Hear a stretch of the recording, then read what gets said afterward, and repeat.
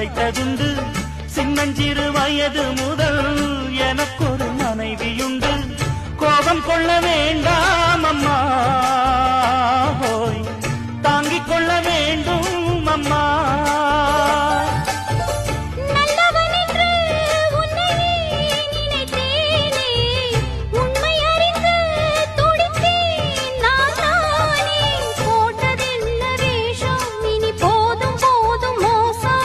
நான் சொன்ன சம்சாரம் எந்தன் சங்கீதம், இதை கண்டு கொள்ள முடியாமல் ஆர்ப்பாட்டமா? தண்ணீரிலே முகம் பார்க்கும் ஆகாயமே, நல்ல பன்னீரிலே நீராடும் பூந்தோட்டமே.